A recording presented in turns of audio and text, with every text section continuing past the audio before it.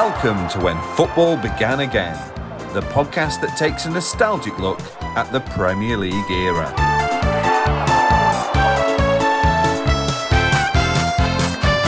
Hello and welcome to episode 11 of When Football Began Again. Thank you for joining me for your weekly dose of Premier League nostalgia.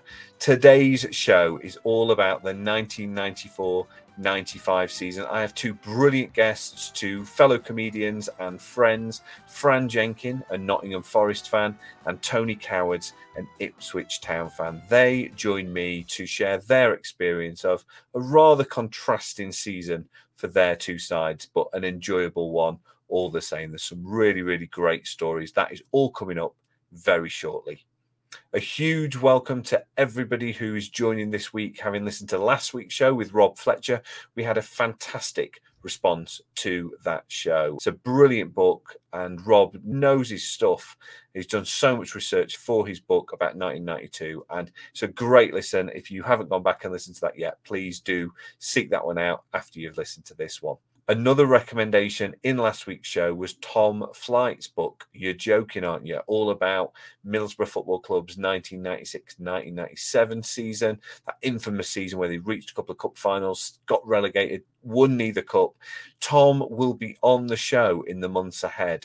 It's a brilliant book. I've started reading that one this week. Really enjoying it. So if you like your football books, if you are looking for your next holiday read, both Rob Fletcher's 1992 book and Tom Flight's book about Middlesbrough, two great examples of fantastic football writing that's around at the moment. Later on in this show, I will be revealing who the greatest Premier League Angolan is from your votes. It was quite a close run thing. That's coming later, as is the return of Play Your Apps Right. Play Your Apps Right coming at the end of the show. It's another great round. Get ready to play along at home. The guys are also going to help me choose the greatest Premier League Barbadian, which you'll be able to vote on after this show. But without further ado, let's crack on with a bumper episode all about 1994-95. We've got Blackburn Rovers and Jack Walker. We've got Manchester United, Eric Cantona. We have got Seagulls following Trawlers. Enjoy the show, and please be warned, this episode does contain strong language and French accents that you may find offensive. Joining me today to discuss the 1994-95 season is comedian and Nottingham Forest fan Fran Jenking and comedian and Ipswich Town fan Tony Cowards. Welcome to the show, gentlemen. Fran, let's start with you. Where were you in 1994? What do we need to know about this period of your life? Tell us about your first Forest game. Yeah, so I got into Forest a couple of years previously, mainly through friends at school and living on, everything that had happened before 1979, 1980. Everyone was ripping into Forest at the time because we weren't winning anything. But looking back, that was quite a good period to be introduced to Forest, to be honest. So I was 12. So I went down a few times that season with my dad, who is a Chelsea fan. So, of course, we were in the same league at the time. And Chelsea weren't doing that great. They were kind of mid-table-ish or whatever. So through gritted teeth, I think he took me. A brilliant Premier League season. And still sticks in your mind now. There's been some great seasons since, but this one will always stick with you. I think you're right. I think as we're going to cover today, I think this is an absolute cracker. But first, Tony, same questions to you, really. 1994, tell us about that period of your life. And also, again, your history of supporting Ipswich Town. Well, firstly, as an Ipswich Town fan, can I disagree with Fran and yourself? It was a season. It was an absolutely appalling season. But no, I'm a lifelong Ipswich Town fan. I was born in Ipswich, and grew up sort of in Suffolk until I was about 11 years old. Supported Ipswich sort of through, I call it the tail end of kind of the Robson era. Sort of I was 5 when we won the FA Cup and 7 or 8 when we won the UEFA Cup.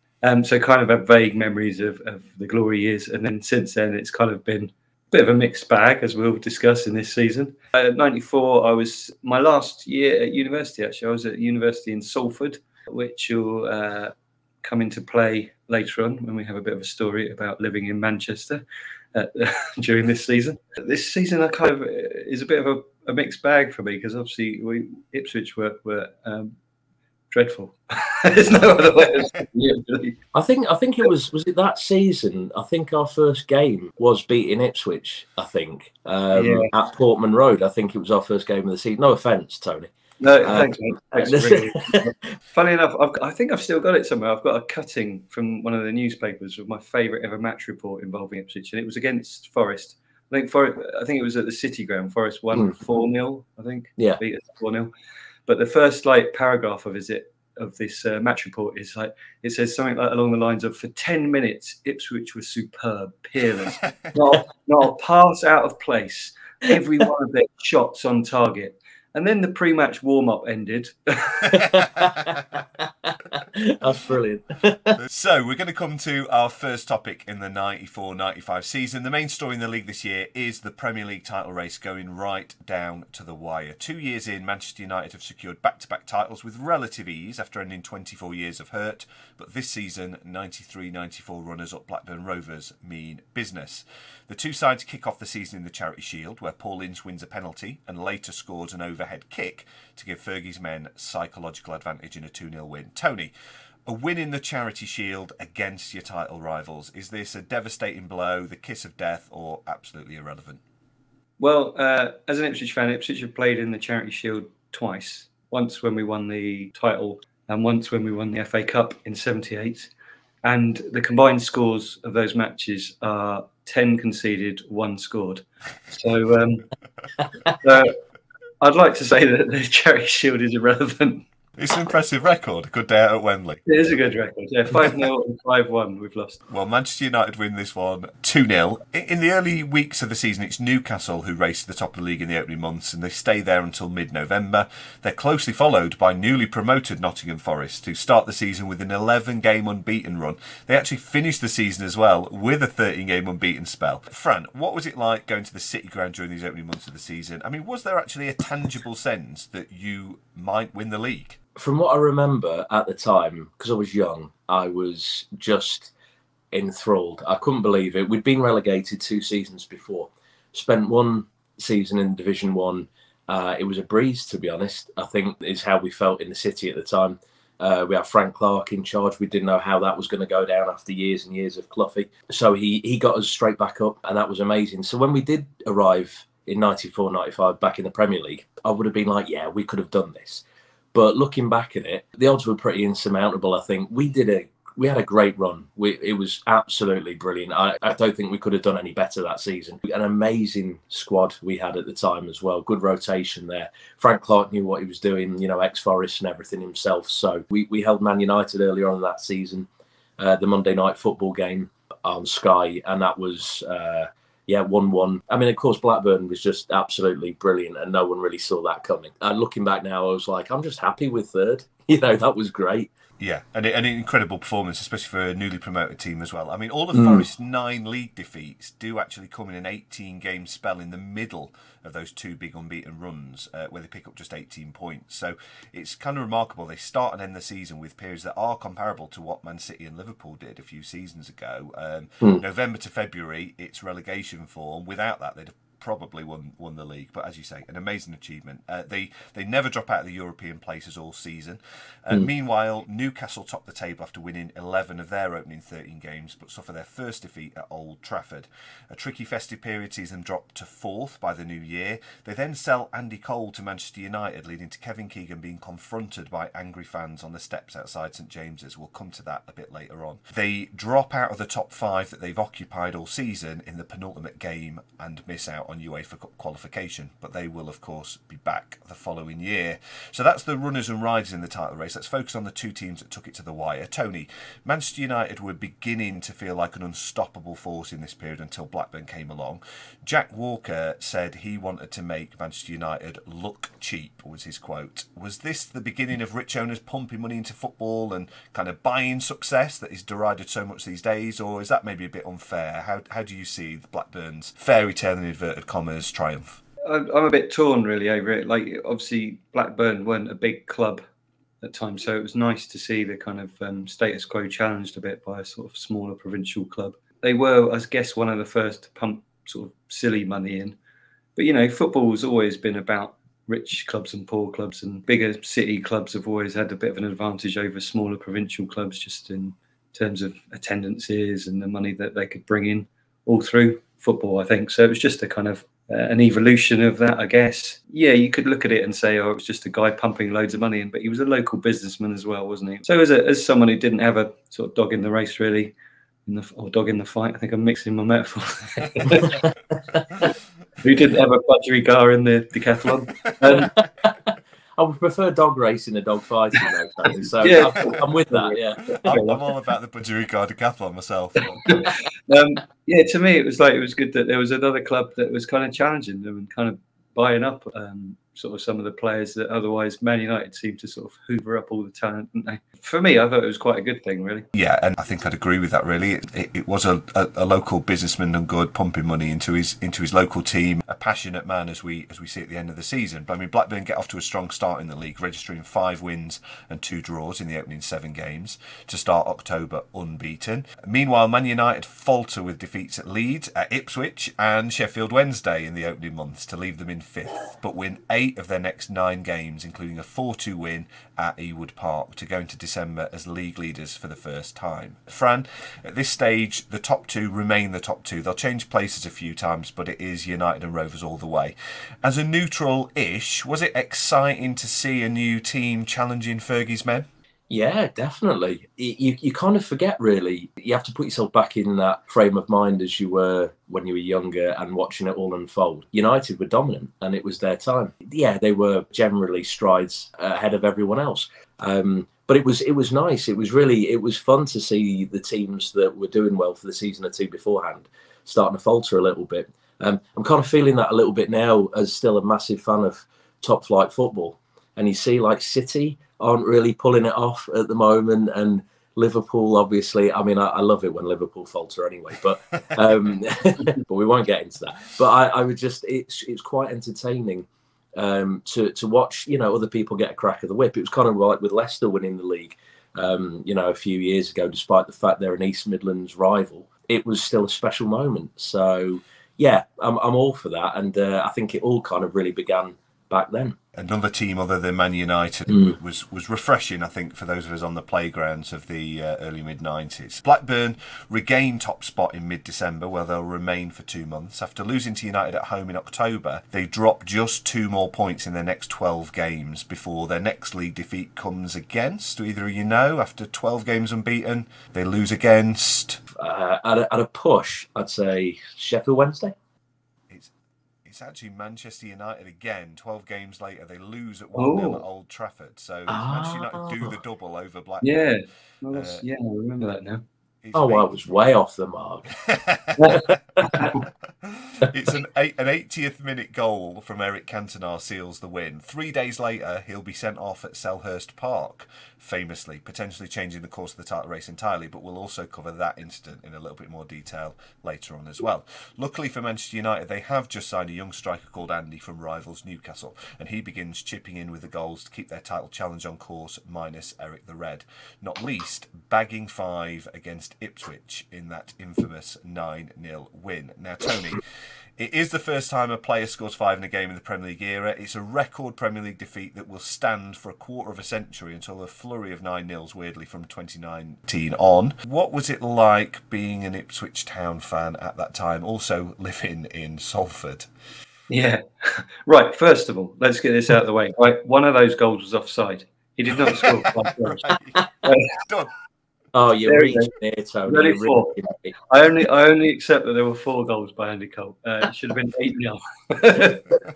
8-0. Pretty sure one of them's offside. Can we just go back to some words you said earlier? Just remind us of who beat Manchester United earlier in the season. That would have been Ipswich Town with a 3-2 win, Tony. There we go. So I don't even remember that. So obviously, it was only 11-3 on aggregate overall. So that's right. So we got just as many points off Man United that season as they got off us. Very true. Well, champagne flowing on the streets of Suffolk. Yeah, exactly. Anyway, what everyone wants to hear about is the humiliation of Old Trafford. So yes, 9-0. Yeah, I lived in Manchester at the time.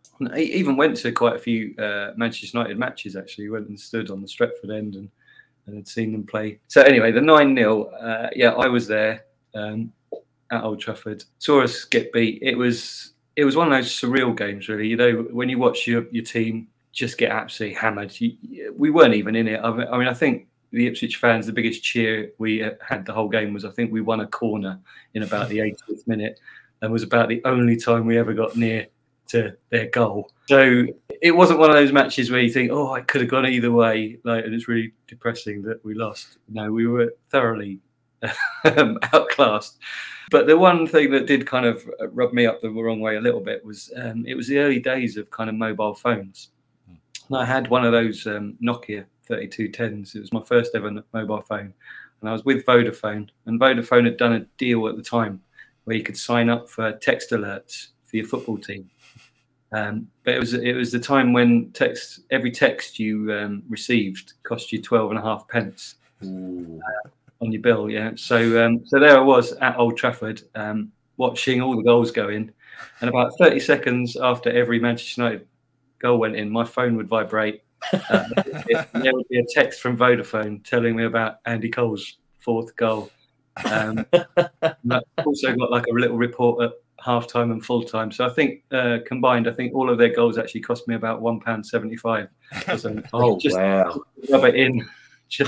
I'd paid for the program. Cancelled your contract straight after that. Yeah, every one of those goals cost me 12.5 pence.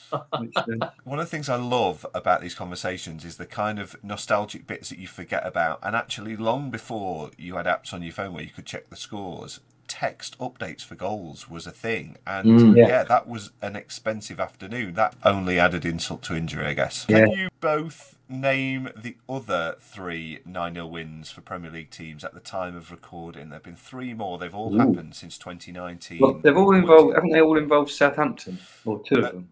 2 of them have involved Southampton, yes. There was Leicester and Southampton, wasn't there? Southampton, wasn't there? Yeah. That was a 9-0. Was it 9-0? I think it was, wasn't it? I think that was away as well, wasn't it? That was at St Mary's, wasn't it? Yeah, it was. Yeah, it was a Friday night game. I remember that, watching it, thinking, what is happening? Southampton imploding at the back. And the rain was torrential, I think, that night as well. It's all added to the magic of it, really, watching just something remarkable happen. Liverpool just had a 9, didn't they? Liverpool beat Bournemouth 9-0 earlier this season. Yeah. And then who else beat? Manchester United beat Southampton? It was indeed. Manchester United beat Southampton 9-0 at Old Trafford to equal that Ipswich record. Yeah. Every time the score lines get to that sort of level, I'm like, there, come on, get the 10. Come on. Just one day we're going to see things go into double figures, and it's going to blow our minds. No one will be able to claim it's offside because they'll be drawing lines on the pitch. Didn't Forest have like an 8? Didn't Forest have an 8-1 or something? We lost 8-1 at the City Ground to Man United. I think it was 8-1 in the end. And I remember like being in West Bridgford at my grandparents and hearing the United fans singing down the road and just drowning us out, as I think people were just leaving. After about an hour, people were just leaving. That's quite a common thing in football these days. I think Ollie Solskjaer came off the bench and got 4 in that particular game, didn't he, at the City Ground? He did, yeah. Yes. Of the 9-0s, Man United beat Southampton 9-0 with 8 different scorers. Leicester did win 9-0 at St Mary's, and Liverpool beat Bournemouth earlier this season 9-0 with 7 different scorers, none of which were Mo Salah, who was on the pitch for the entire game. A teenage Southampton fan did set up a Twitter account after the 9-0 defeat to Leicester, entitled "Has the 9-0 been mentioned?" on account of commentators and pundits referencing it every week since. After the Saints lost by the same scoreline again. Yeah, welcome to our world. After the Saints lost by the same scoreline again, he simply changed the account to "Have either of the 9-0s been mentioned?" Returning to 94-95, Blackburn opened up an 8-point lead at the top of the table going into Easter 1995 after picking up 23 points from 27 in the previous weeks, while Manchester United dropped points at White Hart Lane and lose at Anfield. It's around then that Blackburn take a decent stab at handing them back their title. While the nation heads to the cinema on Easter weekend 1995 to see new release Dumb and dumber, Blackburn drop points at Ellen Road and then lose at Manchester City. It's the beginning of a run that will see them collect just 7 points from their final 6 games, with crucial home wins against Palace and Newcastle sandwiching a 2-0 defeat at Upton Park against a West Ham side who are going to have a pretty huge say in where the Premier League trophy is going to end up.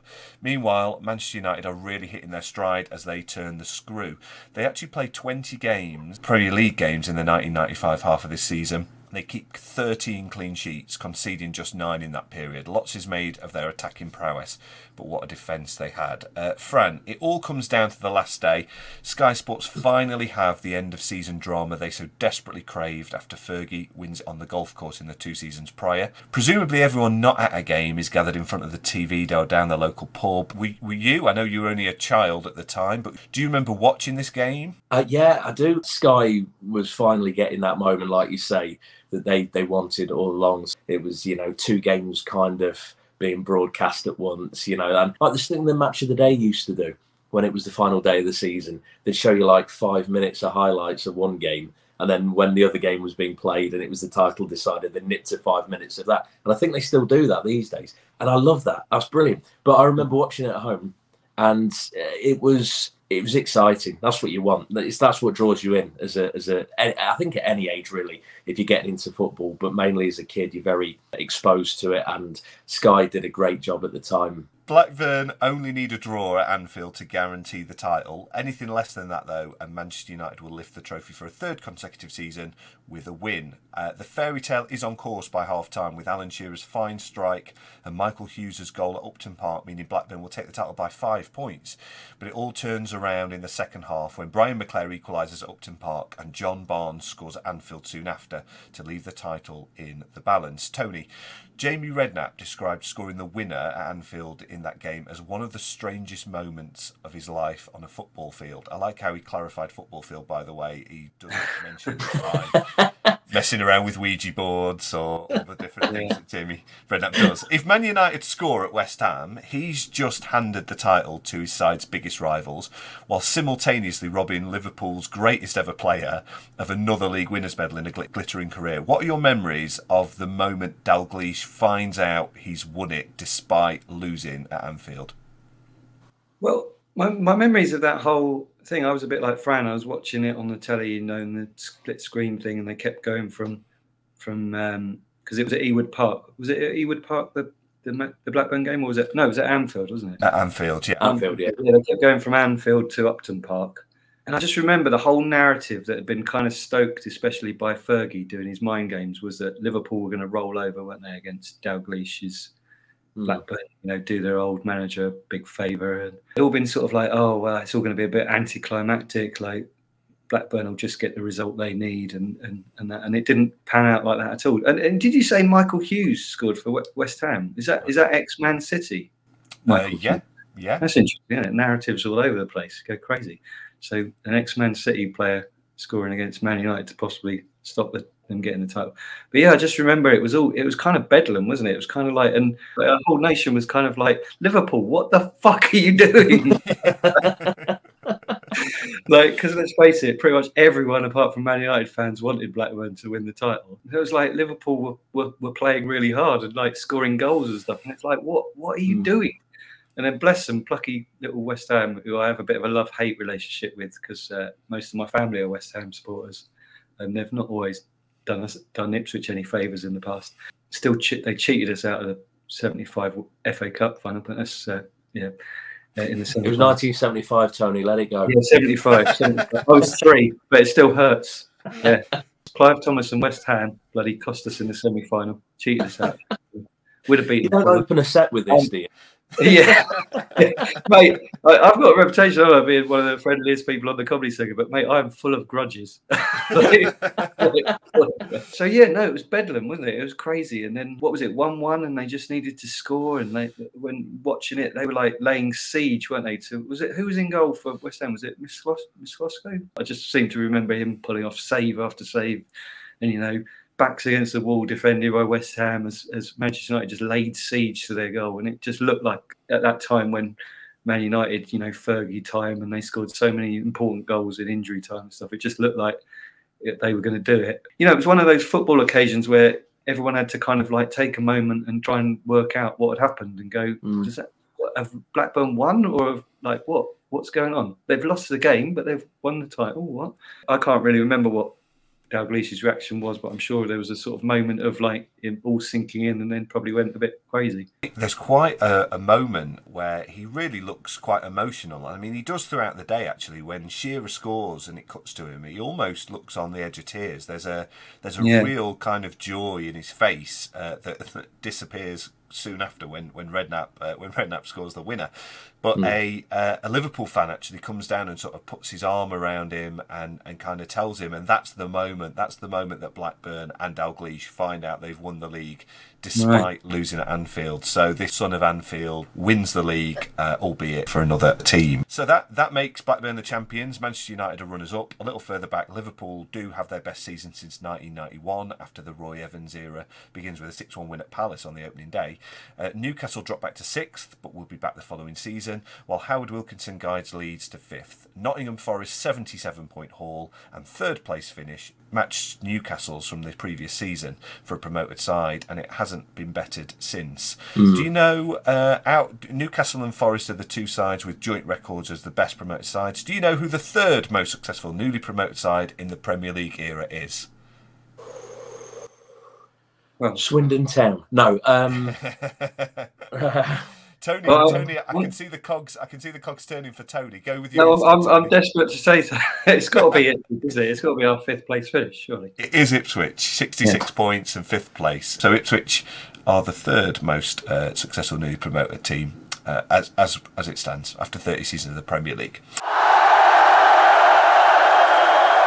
So we're going to move on to the top scorers for this season. A few familiar names from the previous couple of seasons, a few notable new ones as well. So in joint 10th, Uwe Rosler, Dean Saunders and Chris Sutton. In his first season at Blackburn, Chris Sutton. They all scored 15 each. In joint 8th is Teddy Sheringham and Ian Wright with 18 goals apiece. Matt Le Tissier gets 19 goals for Southampton in 7th. Jurgen Klinsmann gets 20 goals for Tottenham in his first season there. Andy Cole is 5th on the list, the previous season's Golden Boot winner, with 21 goals across Manchester United and Newcastle. One of them was offside. Stan Collymore scores 22 goals for Nottingham Forest. Les Ferdinand with 24 for QPR. Robbie Fowler, young Robbie Fowler, is the runner-up this season with 25 goals for Liverpool, and he'll be back a few more times in the seasons that follow. Alan Shearer is our Golden Boot winner with a massive 34 goals. Admittedly, 10 of them were from the penalty spot, although, you know, they still need scoring. That's quite a lot of penalties Blackburn got that season.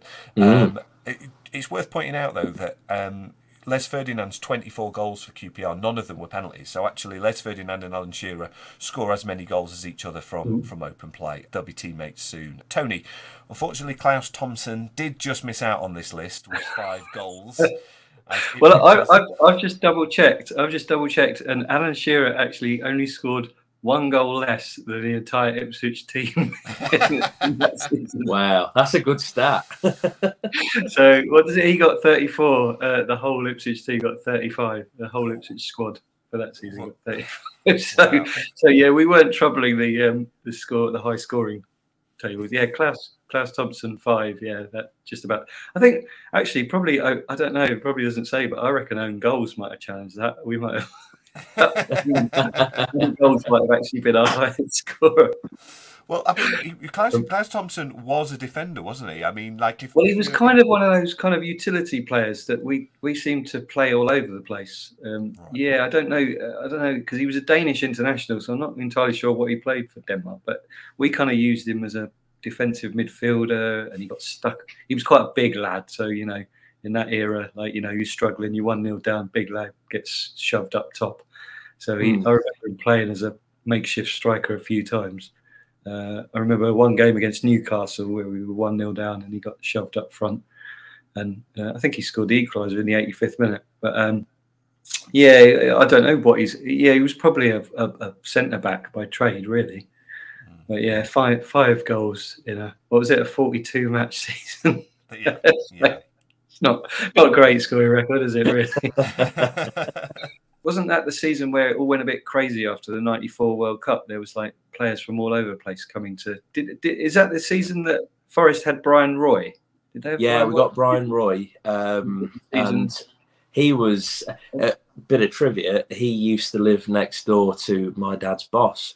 Yeah, I mean, he stuck around for a little while. Out of all the Dutchmen we've had over the years, we've had many a good one, but we don't want to talk about Van Hooijdonk too much. But yeah, Brian Roy, he was brilliant, and the way he linked up, I think, with Collymore, and again, just a very, very strong side. Steve Stone, a lot of support in midfield and everything.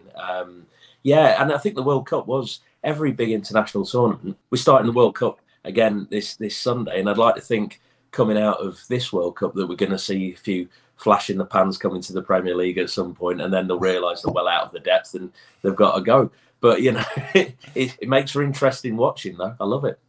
Yeah, but I kind of remember, because I remember the pre-season, you know, the World Cup had just happened, and it was kind of the first season where the Premier League seemed to start eclipsing Serie A as the place where players would come.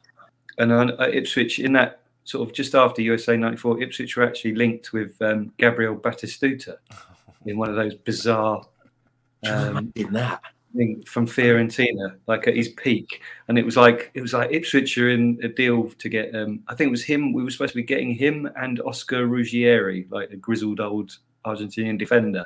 Ipswich fans were like, "Oh my God, this is it. We're hitting a big time kind of thing." Anyway, of course, those didn't actually happen. But imagine, I think Batistuta probably would have scored more than 5 goals. What I take from that is, can you imagine the link-up play between Gabriel Batistuta and Klaus Thompson? It would have been quite a top-heavy side, wouldn't it, of like talent? Gabriel Batistuta. Our next topic is the reduction of the Premier League to 20 teams and the resulting relegation battle that ensued. The main reason for the decision was the expansion of the Champions League, and it was achieved by only promoting 2 teams in '94-'95 and relegating 4. This led to a fairly epic battle. To give you an idea, 11th placed Arsenal finished just 6 points ahead of 19th placed Crystal Palace, who went down. We'll get to the teams that did go down in more detail in a second, but a few of the stories of those teams in a congested bottom half. Everton start the season terribly and are bottom for most of the first 3 months of the season. A change of manager later, they begin to pull out of the relegation zone in the new year and eventually win the FA Cup. Villa spend most of autumn in the relegation places, but also change manager and find their way into the top half before a serious wobble in the final week sees them survive by just 3 points.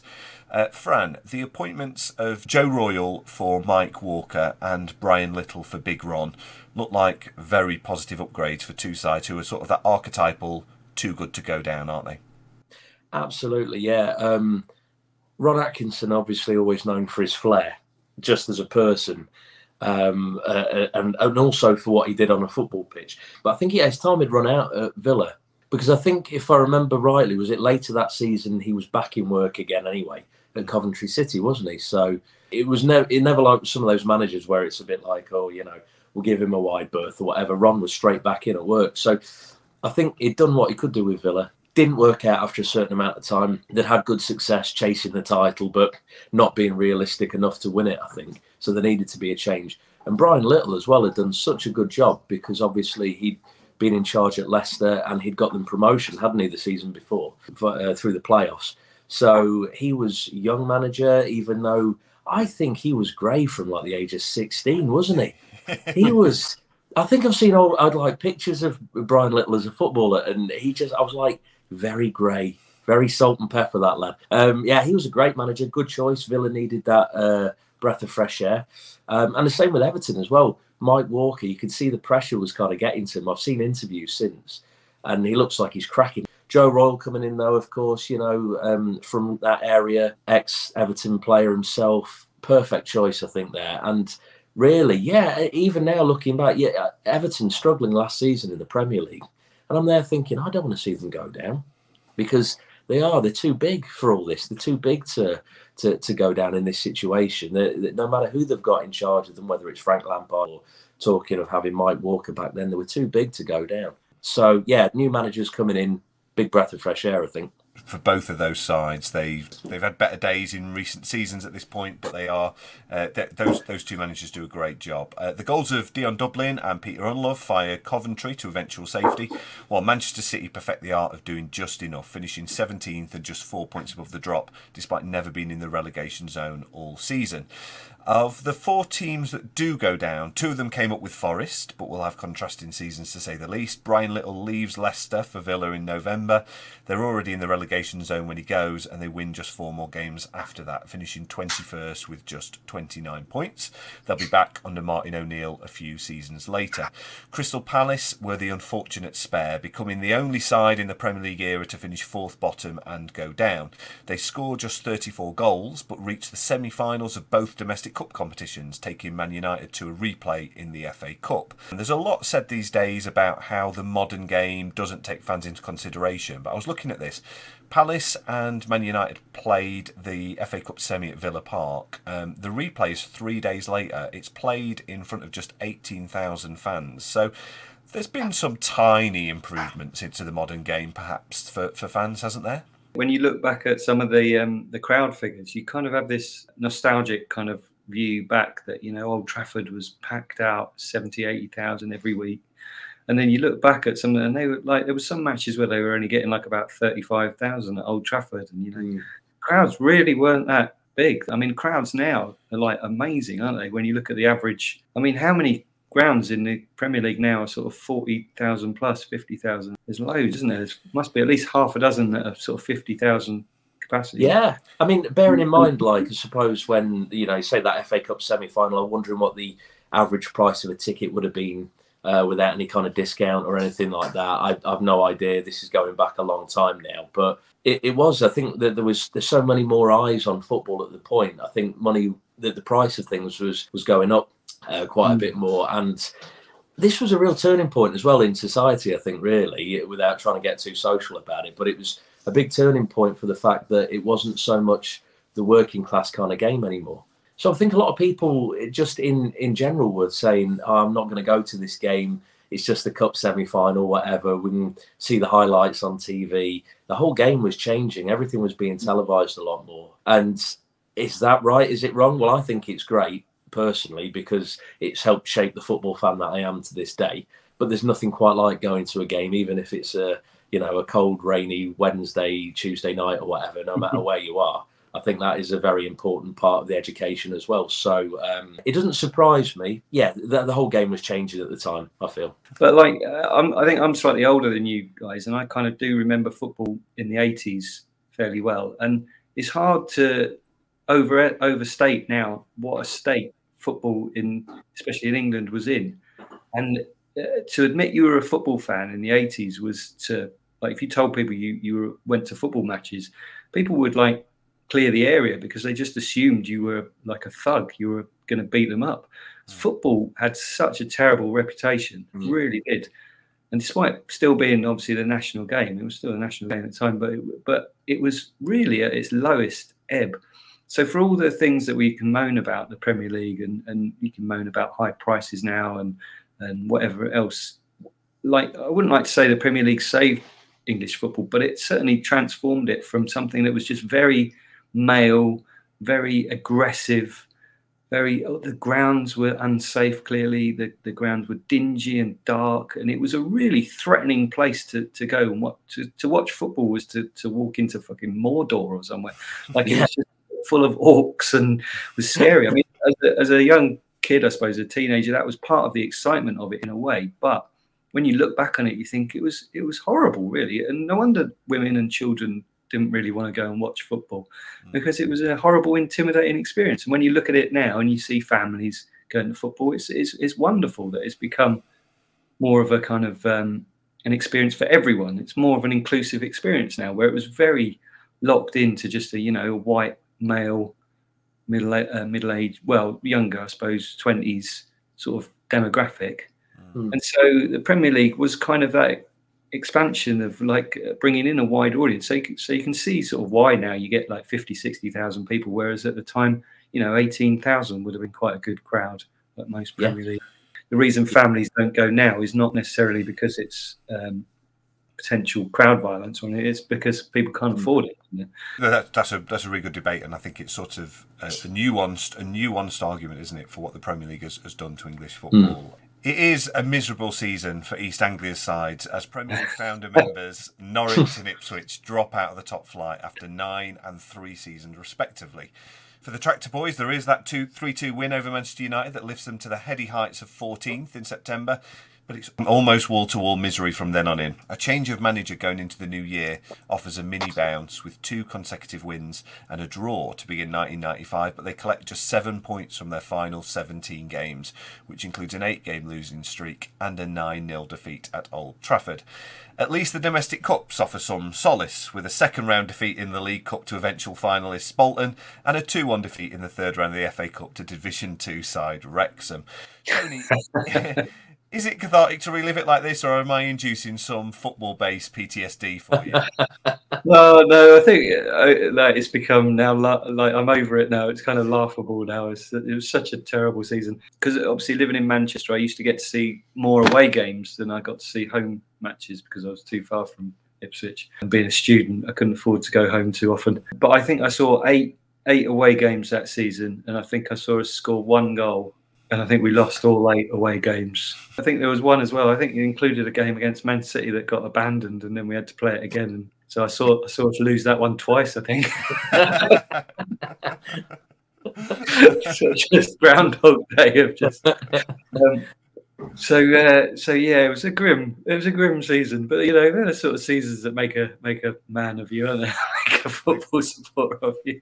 Travelling and seeing all the same sort of fans go to the matches, and you know, pretty much knowing you've lost the game before you've even gone in the ground.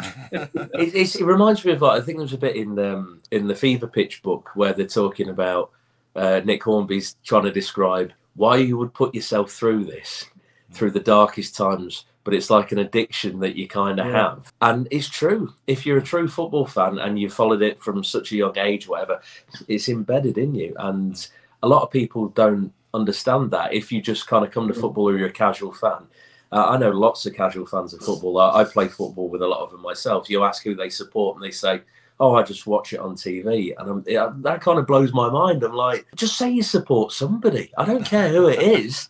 I'm not biased, you know, I just want to know who you support, and you've got to feel something towards someone, but maybe it's a mental illness we all carry, I don't know. I feel sorry for people that support like Manchester United or now Man City or Liverpool. I actually feel a bit sorry for those supporters because they can only ever be disappointed, can't they? They go to, I mean, you must go to the Etihad expecting to win every game 5-6-0, Ireland to score a hat-trick every week. And so even a 1-0 win, this great sort of 1-0 win must feel a bit disappointing to them. Being an Ipswich fan, I literally, whenever I go to football, I expect us to lose. But honestly, like, I don't think even that season when we finished 5th, I think I pretty much went to every match, you know, or this will be the game where it all goes wrong.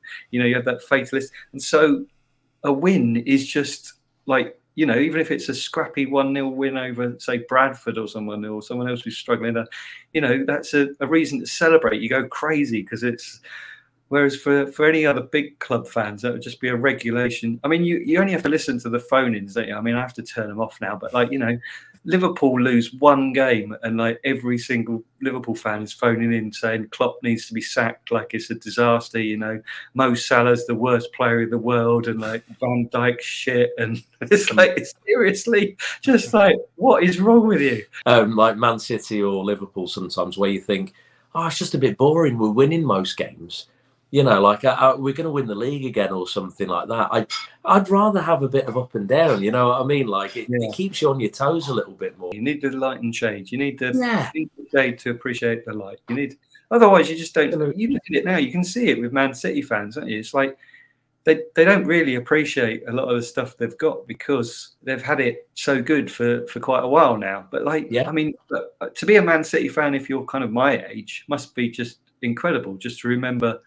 When Man City weren't even the third best team were the third best team in Manchester, weren't they? They were behind Stockport, Yeah. To coin a phrase, Norwich have a season of two halves. As Big Ben chimed to welcome in 1995, Norwich fans would have been pretty content. Their side had just beaten Newcastle 2-1. The Canaries sat comfortably on the edges of the European places in 7th, and bitter rivals Ipswich Town were bottom of the table.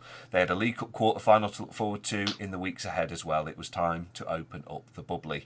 From then on, Norwich didn't win another league game for almost 3 months. It came against, you guessed it, Ipswich, which did see them climb to 11th. They're still 8 points clear of the drop at this point, so nothing to worry about. They go on to lose their next 7 games, scoring just 3 times. One of those goals is scored by Ashley Ward in the penultimate game of the season at Ellen Road to give them some hope. They lead for most of the game before an 80th minute equaliser from Gary McAllister and a last minute winner from Carlton Palmer sends them down. After 9 seasons in the top flight, it will take another 9 seasons for Norwich to get back there. Tony, while Ipswich had a season to forget, can you at least take some solace in Norwich's drop from 7th to relegation? I suppose retrospectively, you saying it like that, yeah, possibly, but I don't really remember at the time getting any pleasure at all. I have a bit of a weird kind of rivalry with Norwich in that because I only lived in Suffolk until I was about 11, and I don't, for a long time, Ipswich and Norwich seemed to swap divisions, so we weren't in the same division for quite a long time. So I've never had that sort of big rivalry. I've got some of my family are Norwich fans on my mum's side. It's weird because I kind of look at them as another nice little parochial club, and kind of almost want them to do all right. Almost, I say almost, but because it's weird because there was a survey done a while back of all the biggest rivalries in football, and the number one supposedly biggest rivalry in English football is Wolves West Brom. Right. Like the sort of most I don't know how they measured it, but supposedly that was the fiercest rivalry. And number 2 was Ipswich Norwich. And like it is funny if you ever go to the old farm derby, as we call it, the old farm. They do hate. I say this almost as a bit of an outsider, but they hate each other. Really hate, because it's not just 2 cities or 2 towns. Ipswich is obviously a town. It's 2 counties. It's literally Suffolk versus Norfolk, because there are no other clubs in North, like not professional clubs anyway, in Norfolk and Suffolk. So literally all of the focus is on Ipswich and Norwich. But it's a really intense rivalry, and there's 40 miles between the two as well. It must be the longest distance rival. So it's really, but like I feel a bit apart from that. I never really grew up with the big rivalry, so I quite like Norwich to do sort of all right, but then fail at the final hurdle. I don't want them to do too well. So the short answer to that is I don't really remember their drop, but I'm sure I was kind of pleased at the end. But to be honest, that season had been a season of just unrelenting gloom. I don't even think their plummet to relegation lifted it at all. I suppose it's a bit like being on the Titanic and sinking and then realising Piers Morgan is on it as well. So fair enough. Just sort of well. No, all right. Well. At least Every that happened as well. Yeah.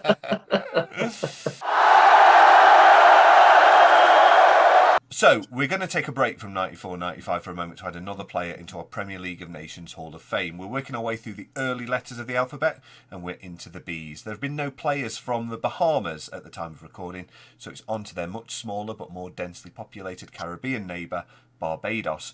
Conveniently for shortlisting purposes, there have been just 4 players of Barbadian descent during the Premier League era, but who do you both think are the best? I'll take you through them. They are Paul Ifill, who made 3 Premier League appearances for Sheffield United in 2006-2007. Ifill qualified for Barbados through his parents and scored 6 goals in 10 appearances for his national side, but was forced to retire from international football in 2010 when officials lost his Barbadian passport. He said at the time, "It's an admin thing. The passports have to be shown before a match. A delegate is supposed to keep the passports in a safe place, but obviously he kept them in too safe a place and couldn't find them." Adding to the disappointment, Ifill had collected a suitcase full of boots donated by his teammates at the time, which he was going to hand out to the amateur Barbados players. What a lovely bloke. Or is it Gregory Goodridge, the only player on our list born in Barbados, just in case that earns him bonus points for you? He scored 1 goal in 7 appearances for QPR in 95-96. He started his career at the superbly named Lambada FC before swapping the Caribbean for the English Riviera at Torquay United. He's probably best remembered in England for his time at Bristol City. His Wikipedia page somewhat optimistically lists his international career as 1995 to present day, despite him now being 51.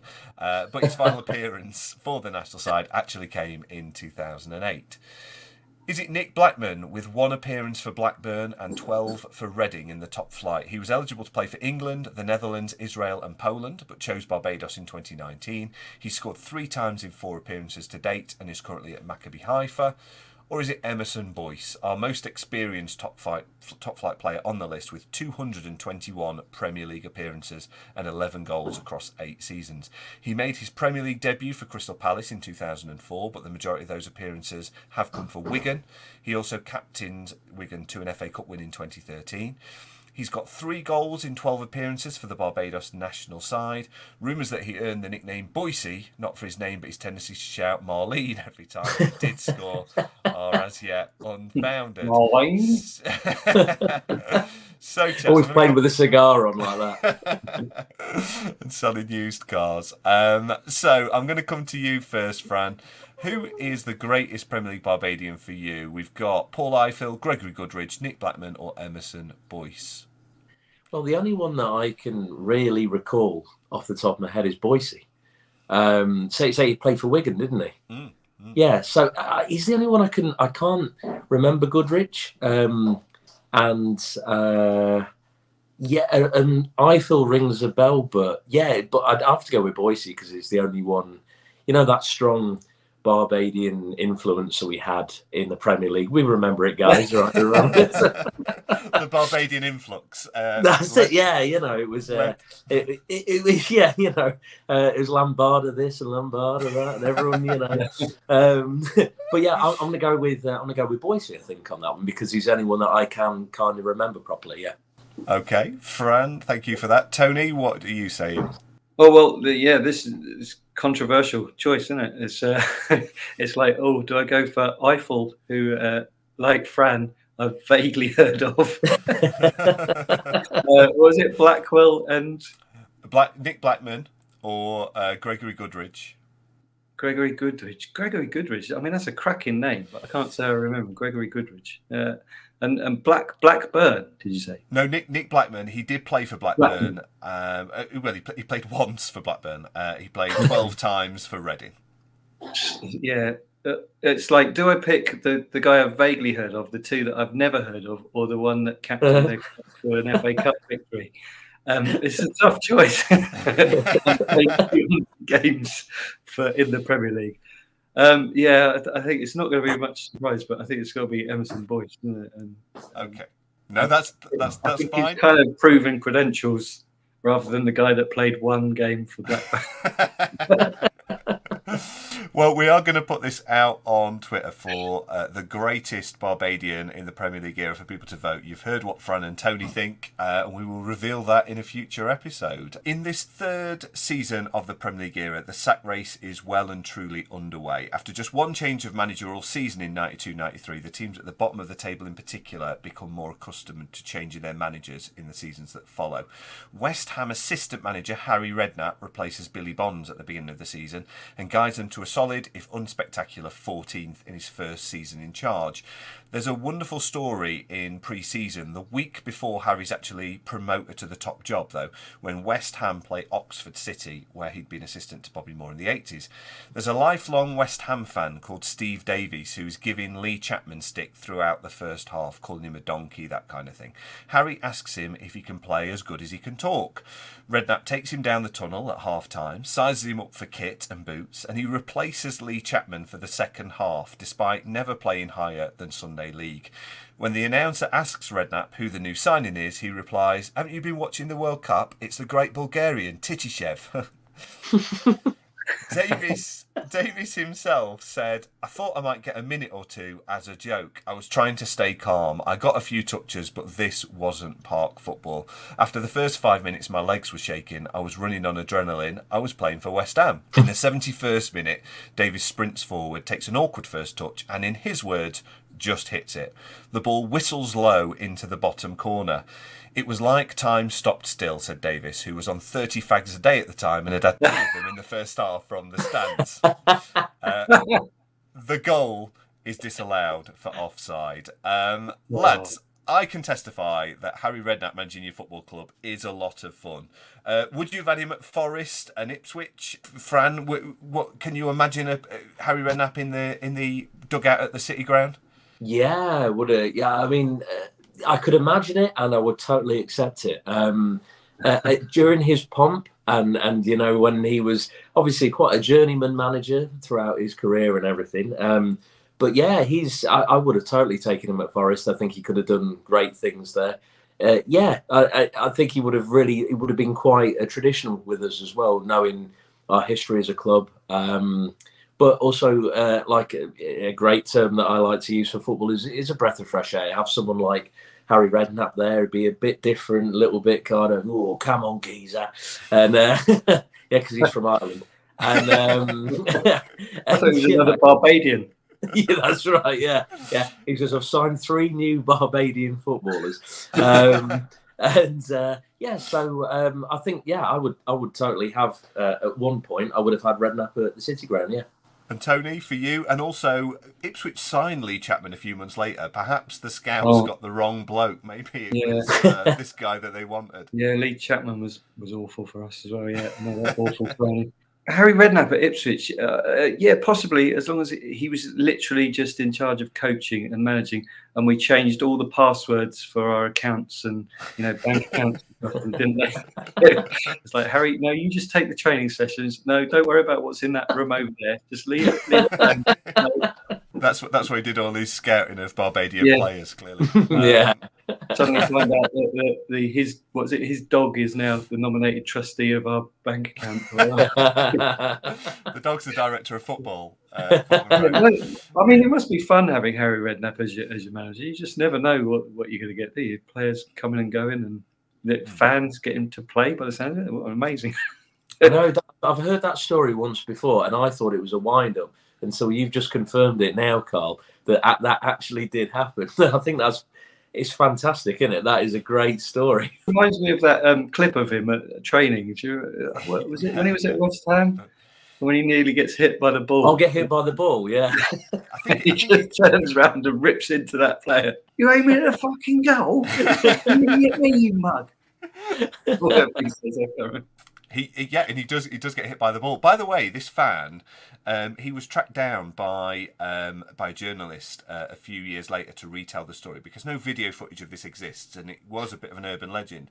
Apparently, it did happen. The guy actually kind of credits it with, he actually started his own courier business that he said did all right. He employed 3 people, paid them quite well. So he actually kind of gives this. It's almost like a life-changing moment of him abusing Lee Chapman, getting dragged onto the pitch and playing for West Ham. So why has this not been made into a Hollywood film? No, that's great.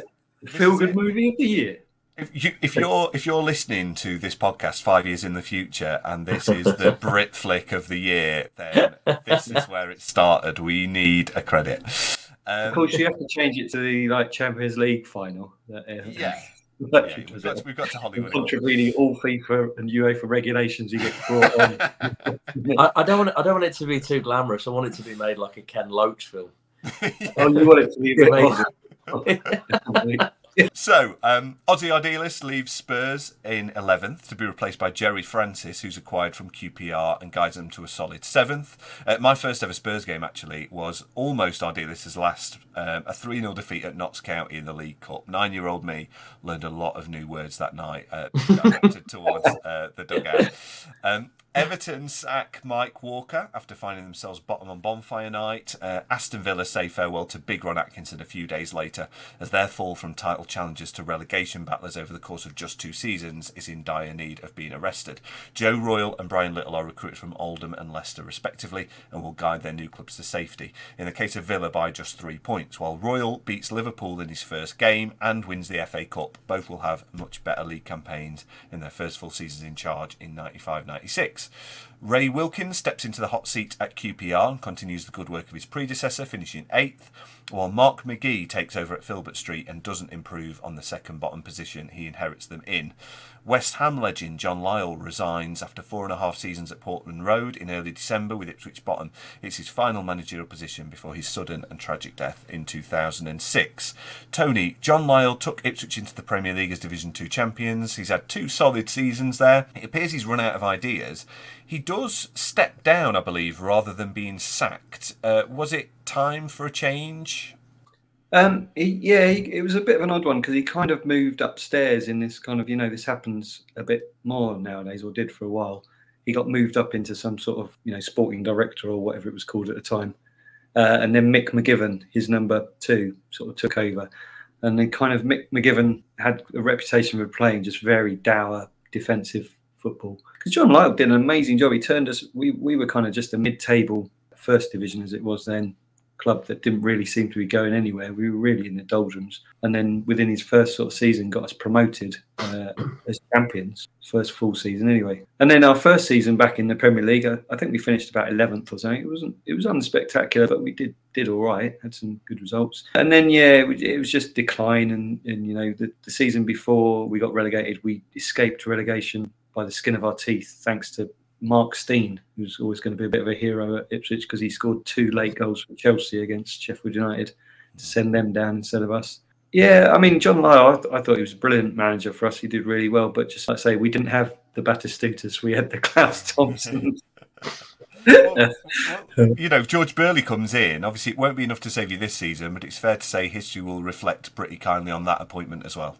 Yeah, George Burley came in and just like even that season where we were pretty awful, just you could kind of almost see right from the off that to be fair, it was probably a bit easy because we were already pretty much relegated, but he let us play. We started to play a bit more football, and rather than just trying to, as you can see, like although we were playing horrible negative defensive football, that wasn't working at all. It wasn't.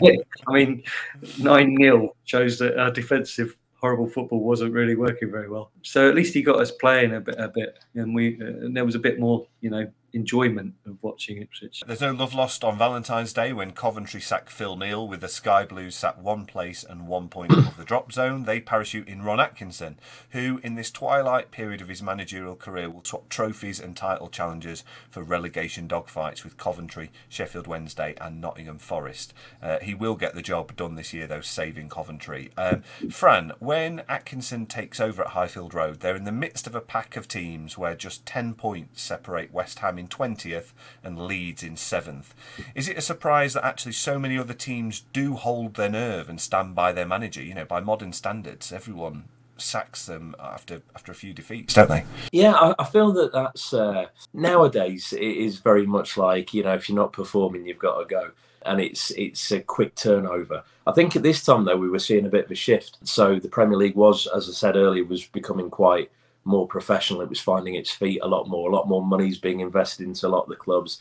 You're having to spend money to kind of stay in contention for Europe or for winning the league or whatever. A lot of clubs still had that old school mentality of holding their nerve and hanging around, and keeping their managers there. But again, you could see the shift here because there was a lot of, I think this might have been the first season in the Premier League where there was quite a few managers coming and going. And I do honestly believe that I think that was a great choice by Coventry to do it, to get in Ron. Phil Neal, obviously a big, not exactly a charismatic man, but he was good at what he did. And, of course, number 2 to Graham Taylor at England and, and things like that. But as an actual manager himself, he was there. I think he was there a little too long at Coventry. So they needed some flair. They needed big Ron. It's still weird to talk about Ron and still remember when he came in too late at Forest to try and keep us up in was that 98, 99, I think it was, when we went down, and we weren't back until this season,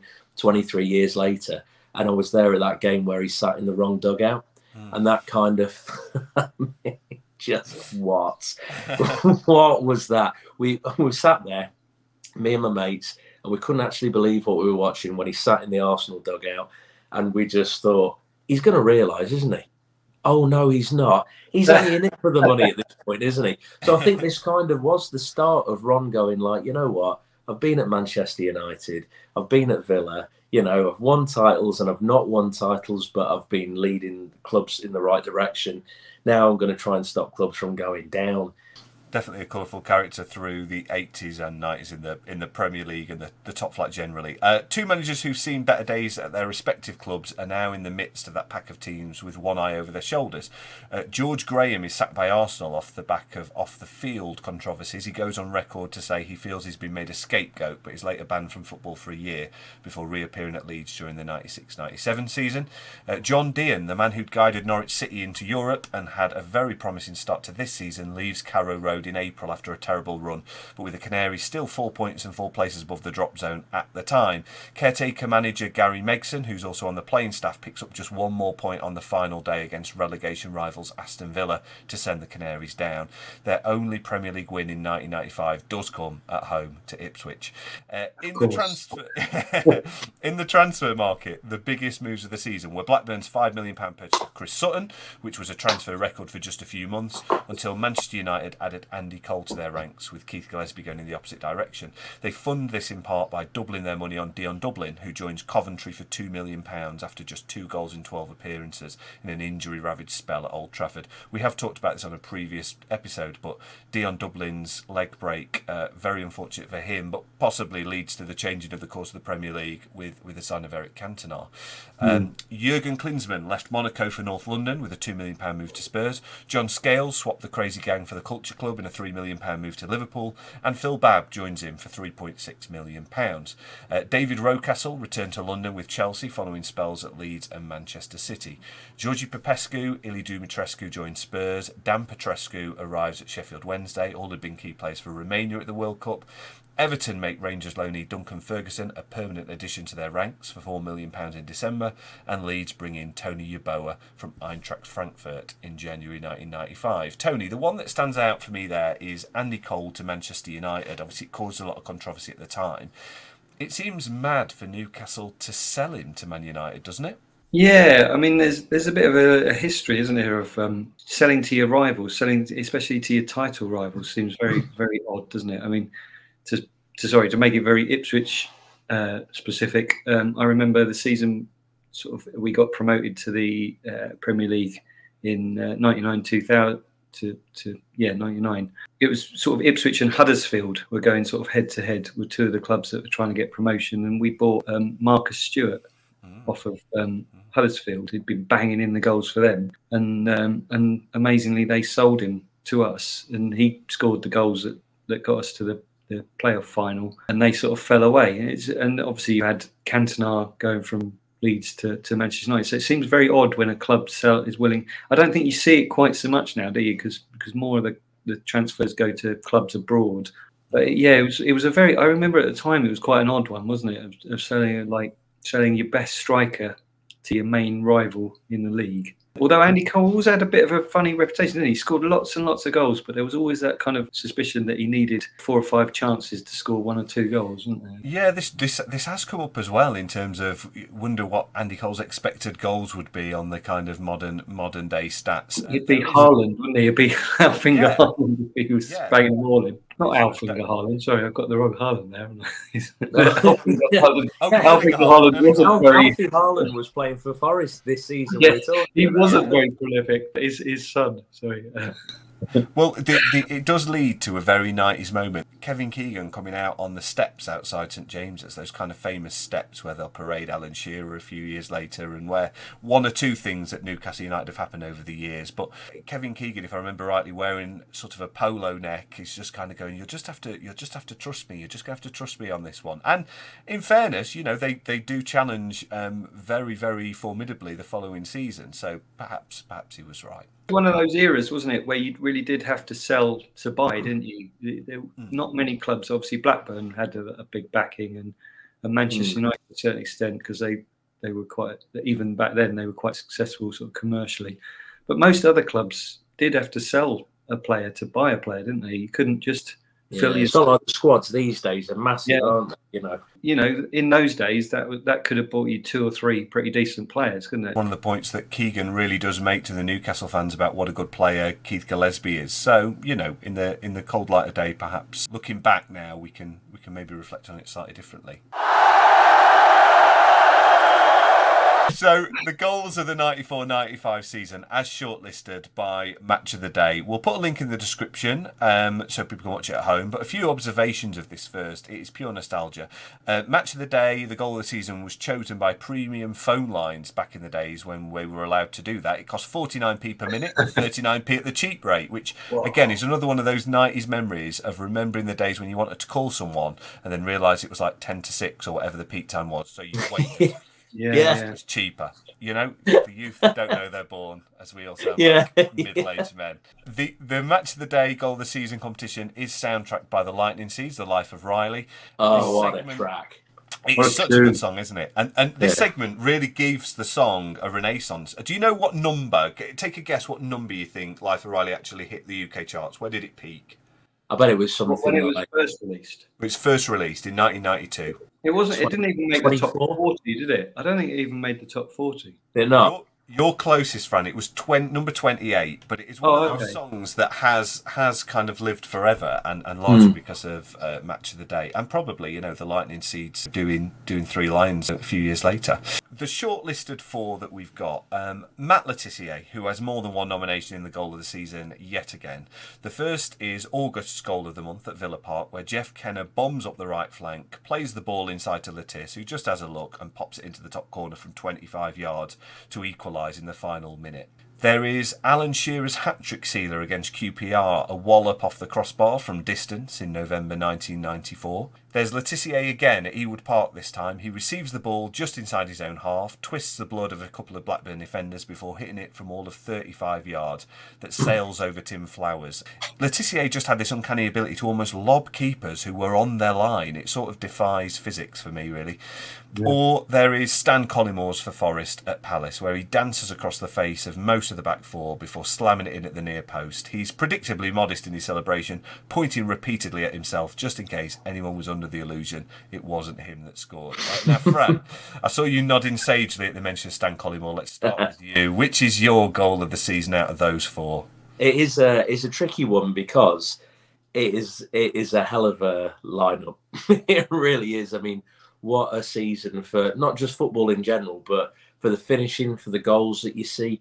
So personally, I would love to say Stan Collymore against Crystal Palace, because it's a great goal. It's like he picks the ball up on the edge of the area, like you say. He beats about 3, maybe 4 men and just kind of runs diagonally across the box just to smash it in past the keeper, who, I don't know, would that be Nigel Martin at the time? Or yeah, I think it would have been, yeah. Great goal. However, and it will always stay with me, it is Le Tissier at Ewood Park. That has to win it for me. That goal is... It's something about the camera angle as well. The way that the camera is set up at Ewood Park, focusing down when he picks the ball up. It's kind of, he's inside the Blackburn half, isn't he?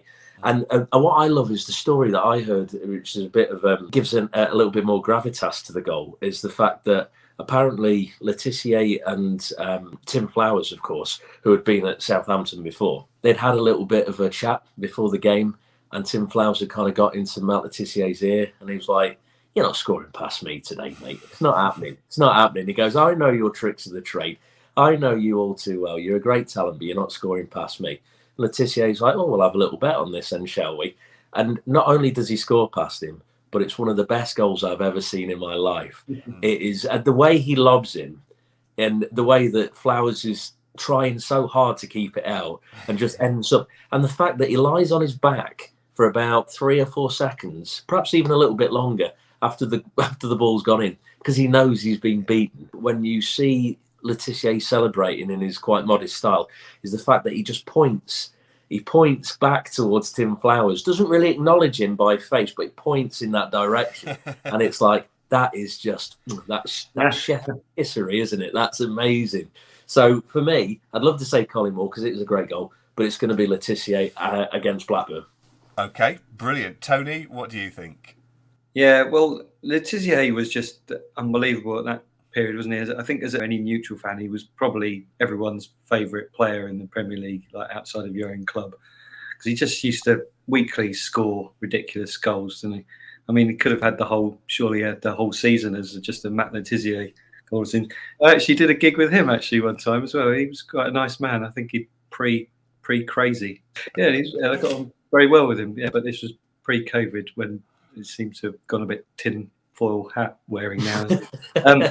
But anyway, as a footballing icon, Le Tissier was superb, wasn't he? And so, yeah, I struggled to choose between either of his goals. I love Fran's little story, yeah, because they were great mates, weren't they? Him and Tim Flowers. Yeah. I have to say that I'm struggling. The Collymore one was all right, but I kind of feel the Collymore one was a bit run of the mill. Sorry, Fran. It was kind of like nice run, but the finish near post. You can't goal the season beating a keeper at the near post. But it's all the work he did beforehand. Yeah, but it's goal of the season, isn't it? Not dribble of the season.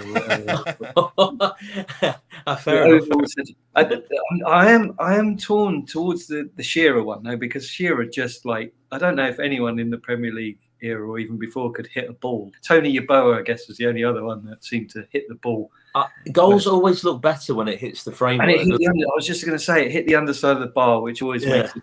My only thing with that is it doesn't go right in the corner, does it? It's quite sort of towards the middle. It goes in off the underside of the bar, but for me, if it's going to be perfect goal, it's got to be nearer the corner. I can imagine you coaching Shearer and go again, mate. Try it again. Yeah, do it again. It's like it's in the middle of the goal. It needs to be near the corner. So I think I'll go with the other Le Tissier goal then. Let's go with the other Le Tissier goal. Okay, it's a Le Tissier whitewash. There is a quirk here, though. Match of the Day's Goal of the Season competition is all of the goals of the month, and that includes goals from outside the Premier League. So while this is not eligible for our particular discussion here, they do include Peter and Love's goal against West Brom in the FA Cup, which is a cracker, and Naeem's in the Cup Winners' Cup final for Zaragoza against Arsenal, where he catches a flailing David Seaman out from a distance. Where do they rank on this list? And another one that didn't win Goal of the Month was Klinsmann's bicycle kick at White Hart Lane as well, against Everton. So they're two goals that don't appear on this list. What are your thoughts on those? Would they have challenged either of the Le Tissier goals for you, Fran? Big Le Tissier freak right here. So no, but also they are great goals though. And the Naeem one, did he mean it? Did he not? I think he did mean it. But it was so late on in the game, wasn't it? And it won him. Was it the Cup Winners' Cup? Wasn't it? It won it in the penultimate minute of extra time. Paul Merson said since that he tried one, I think, in the first half of the game, and it went pretty much close to the corner flag. So when he saw that he went for it, he just kind of thought, well, I think the quote from Merson is that you could have just about got an envelope under David Seaman's jump to stop it. So, Klinsmann's one was a nice one, wasn't it? Because you didn't really see that many kind of bicycles, sort of scissors kicks, whatever you wanted to say, overhead sort of stuff. They seem to be a bit more common nowadays, but that was like proper, like, continental flair. German efficiency or whatever cliches you wanted to use. So I'd possibly put that one in. The Naeem one, whilst was immensely amusing for anyone who didn't support Arsenal, and as I say, I have one of my best friends is an Arsenal fan, so just the amount and he's usually very unflappable, especially when it comes to football. I can't really wind him up, but the fact that goal allowed me to really get under his skin and annoy him was quite impressive. But let's face it, it was just the last minute. Naeem was knackered. He just thought, I'm going to spank this and see what happens. And luckily for him, he'd found David Seaman's kryptonite, hadn't he? That, like, for some reason, such a good goalkeeper. He seemed to have like a blind spot for anything spanked massively high in the air over his head, didn't he? Okay, this was a season of much publicised controversy. We'll go through a few of the incidents. I'll get your thoughts on maybe why this was happening as well. Perhaps the most high profile happened in January 1995 when Eric Cantona assaulted a Crystal Palace fan over abuse he received while leaving the pitch following a red card at Selhurst Park. During the trial in May 1996, Crystal Palace supporter Matthew Simmons claimed that he had shouted, "Off, off, off, it's an early bath for you, Mr. Cantona." Before... You know, as football supporters do. That's the kind of thing. Off, Mr. Cantona. It's an early bath for you, sir. Presumably doffing his cap and taking a large inhale on his pipe. It was contested that he actually shouted, "Fuck off back to France, you French bastard," before calling Cantona a French animal, which is fairly non-specific, and referring to his mother as a French whore. Fairly specific, credit where it's due. After being given a £500 fine, which was a decent deposit on a two-bed semi in 1995, and a year-long stadium ban for abusive behaviour, Simmons launched himself over the bench at Cantona's lawyer, kicking and grabbing prosecutor Geoffrey McCann, who was dealing with his final case before retirement. During the attack, Simmons reportedly yelled, "I'm innocent, I swear on the Bible." This incident landed him a week in prison and further fined. Simmons would hit the headlines again some 15 years later for an attack on the former manager of his son's football team. So out of character, it could be said. Yeah. What a band. Cantona was very remorseful, as you can imagine. Reflecting on the incident years later, he said, "I did the kung fu kick on the hooligan because these kind of people shouldn't be at games. It's a dream for some to kick these kind of people. It's not the kind of thing you see every day." Cantona himself was stripped of the French captaincy, banned for 9 months by the FA, and received a 2-week prison sentence that was later reduced to community service. Fran, what do you remember about that famous Cantona press conference, and can you impersonate what happened for anyone who missed it? Well, you know me, I don't normally do impressions and various voices, but when the seagulls follow the trawler, it's because they think sardines will be thrown into the sea. Thank you very much. And it's just again, like, you know, it was just a moment where you're like, this guy is bonkers. And then you see what a character is. It's an insight into the man himself, and a guy who did all his talking with his feet, also at Selhurst Park as well, obviously, with his kung fu kicks. But did all this. What a character! What a player! Absolutely fantastic, and a real off the wall kind of response. And I think there's a response from the room as well. All the journalists and the press are there. And I think they just burst out laughing as soon as he just finishes his statement and walks off. I think it's fair to say it does add to the legend and the iconic player that is Eric Cantona. Elsewhere, Dennis Wise was convicted of criminal damage and assault on a taxi driver in London. He was given a 3-month prison sentence, but the conviction and prison sentence were overturned on appeal. Wise was briefly stripped of his captaincy at Chelsea and was ordered to pay £965 compensation for the cab, £100 for the shock and distress caused, and £169 for the spectacles. So should have gone to Specsavers. Arsenal midfielder Paul. Can I just say, Dennis Wise, all he needed to do, wouldn't he? If he could have got away with all that, he could have been seen as a bit more of a hero if he had just gone, when the robin follows the gardener, the worms, he expects the worms to be given to the birds. So he could have, all he had to do was be vaguely fucking French and enigmatic, and it'd been. Sorry to go on a bit of a rant tangent. Can I just say, with the Eric Cantona thing, all the journalists pretended that phrase was like so enigmatic, and what does it mean? Who are the fishermen? Who are the sardines? Who are the seagulls in this complex metaphor that this French genius philosopher has got? It's fucking obvious what he means, you dickhead. That is absolutely true, Tony. No one is mystified by what he means by that. Yeah, it's quite nice and poetic, but we all understand what he's talking about. It's not a mystery, you morons. Also, I think you need to put a disclaimer out on this episode just to say we apologise beforehand for Tony and Fran sounding like extras from Hello Hello. Yeah, if Cantona had come in and gone, good morning. By this point, it's probably what people are tuning in for. It's fine. Arsenal midfielder Paul Merson admitted addictions to alcohol, cocaine and gambling in November 1994 before undergoing a 3-month drug rehabilitation programme and resuming his playing career. Crystal Palace striker Chris Armstrong failed a drug test in February 1995 but returned to action after 4 weeks of rehabilitation. Their top scorer was unable to prevent them from being relegated back to the First Division just one season after winning promotion, though. Bruce Grobbelaar was accused of match fixing in November 1994 by The Sun. He was later cleared, won a defamation case against them, which was challenged and overturned, leaving Grobbelaar with £1 in damages and a $500k court cost that led him to declare bankruptcy. In the game that followed the accusations, Southampton beat Arsenal 1-0, with the former Anfield rapper playing the game of his life. He gestures his cap towards the fans behind the goal to suggest they should pay him after one particular save. And Arsenal sacked George Graham after nearly 9 years in charge when it was revealed that he'd accepted an illegal payment of £425,000 from Norwegian agent Rune Hauge relating to the purchases of Norwegian and Danish players Pal Lidison and Jon Jensen 3 years earlier. Graham was later banned from football for 1 year by the FA, but said that he felt he'd been made a scapegoat.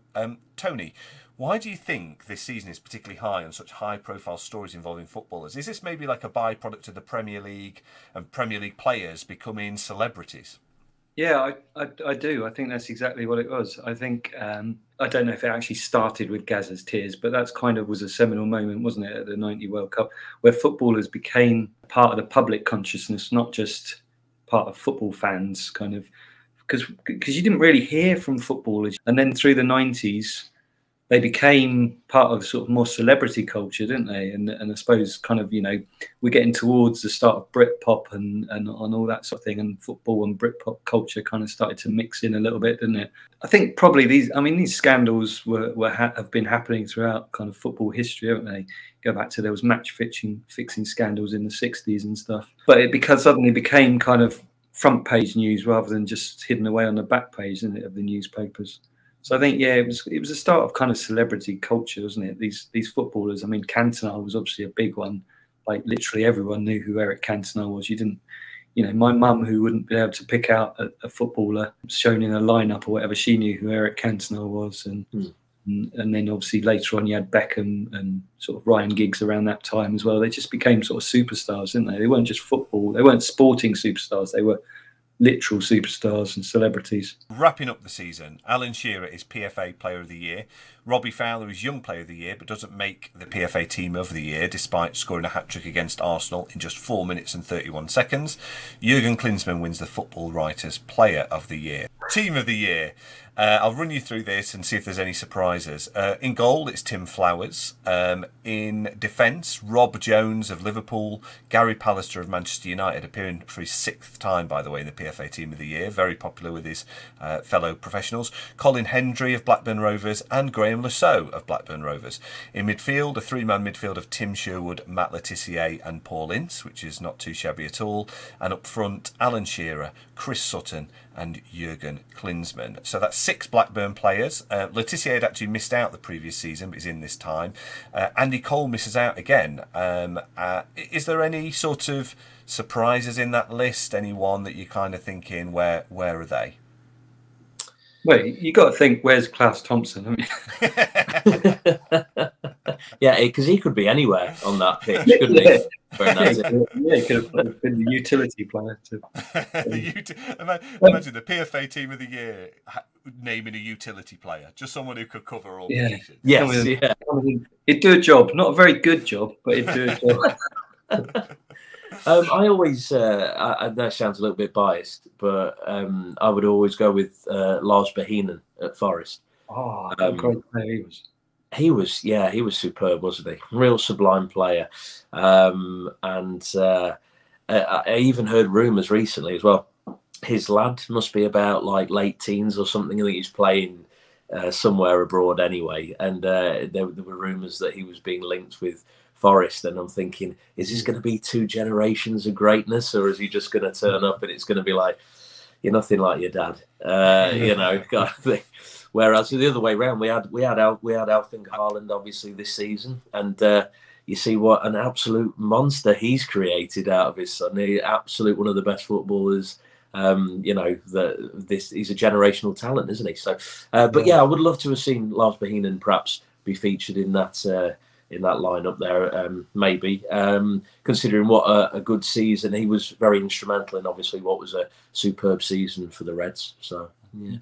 I think it is. You look at that team, and it's a very strong team, isn't it? You look at it. And the only thing that kind of strikes me is, I don't know, maybe there was good reason for it, but obviously Colin Hendry was a good centre half. But you'd always look. It's hard to look past kind of Pallister and Bruce, putting them in as a pair. Seems like Bruce kind of got overlooked a hell of a lot, didn't he? He never played for England, did he? And he kind of. Yeah, that's right. I always found that quite a weird thing. Yeah. Like he'd never really picked up on that until a few years ago. And I thought, yeah, Steve Bruce never played at top level for England, did he? But Gary Pallister had. Yeah, Pallister got a few caps, but even Pallister didn't really become kind of he was always a bit of a peripheral figure at centre back, wasn't he? So, the final table. Blackburn Rovers win their first league title since the dawn of the First World War and their first major trophy since the 1928 FA Cup, with 89 points from 42 games. Manchester United finish a point behind them as runners-up. Then it's Frank Clark's Nottingham Forest in third place, following their season-long hiatus in the First Division. Liverpool and Leeds join them in the UEFA Cup places. Newcastle slipped to 6th, but will be back with a bang next season. Letitia hauls Southampton into 10th, and present-day giants Chelsea and Arsenal are either side of mid-table, just 9 and 6 points above the drop zone and behind London rivals Spurs, Wimbledon and QPR. At the bottom, Villa, Man City, Coventry and Everton all narrowly escaped the expanded drop, with Crystal Palace and Leicester heading back to the First Division after one season, alongside East Anglian rivals Norwich and Ipswich. Manchester United end the season trophyless for the first time in 6 years as Paul Rideout's goal for Everton at Wembley wins the FA Cup for Everton. Their Merseyside rivals Liverpool claim the other domestic trophy, beating First Division Bolton 2-1 in the Coca-Cola Cup final. The Trotters would return to Wembley a few months later to beat Reading 4-3 and secure their place in the top flight for the first time since 1980. Ajax lift the Champions League thanks to a late winner from teenage substitute Patrick Kluivert in Vienna against AC Milan. Parma beat Juventus 2-1 over two legs in the UEFA Cup final, and Arsenal's attempts to defend their Cup Winners' Cup title are thwarted by a spectacular extra-time strike from former Spurs midfielder Naeem to give birth to a chant that will ring from the terraces for years to come. Eventual winners Real Zaragoza had narrowly scraped past Chelsea in the semi-finals to deny an all-English final at the Parc des Princes. Any memories of those particular cup finals, lads? We've already covered a little bit the Cup Winners' Cup final, but the Everton beating Man United in the FA Cup final, Liverpool beating Bolton in the Coca-Cola Cup, Kluivert scoring to win the Champions League. Fran? FA Cup final for me. Again, big build-up all day. Didn't have to support either team. Was really refreshing to see Everton win, to be honest with you. See them take a bit of silverware out of a period of time where Manchester United was so dominant. So, I remember Paul Rideout's goal, header, I think, was it from a corner, maybe, or something like that? Not an outstanding, just one goal in it, not an outstanding final, but great build-up. Me and my dad watching most of the footage during the day.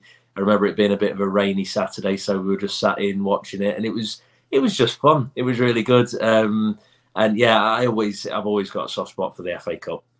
So even to this day now, to be honest. So yeah, that's the final I remember most. Bizarrely, I kind of remember all of those sort of finals. Obviously, the FA Cup, as Fran says, was quite a big thing back then. And Everton beating Manchester United was kind of what I think most neutrals kind of wanted. So that was kind of, I don't really remember much about the game, but being quite pleased about the result. The Liverpool-Bolton game, bizarrely, kind of remember that because, as I say, I was living in Manchester at the time, so Granada would show a lot of the kind of lower league football, and they used to focus on Bolton and Tranmere quite a lot. So you used to see a lot of the sort of Tranmere and Bolton matches. Did Bolton have John McGinley up front at the time? Because obviously they then got into the Premier League a little bit later, didn't they? And started to become a bit of a Premier League sort of stalwart for a while.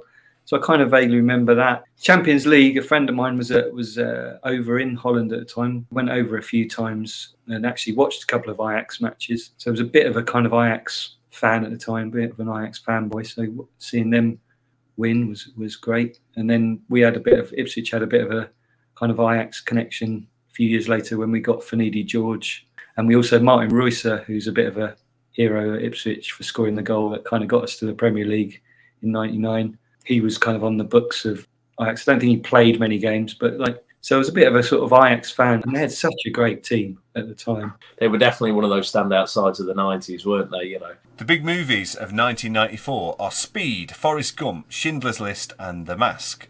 Disney's 90s renaissance continues with the release of The Lion King and Aladdin.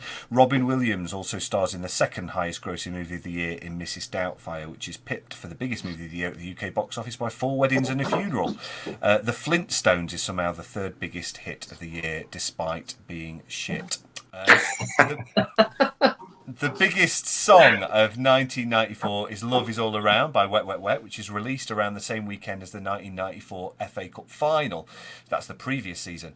It's still #1 by the time 94-95 kicks off, and only drops out of the UK Top 100 just before the 1995 League Cup final 42 weeks later. Wow.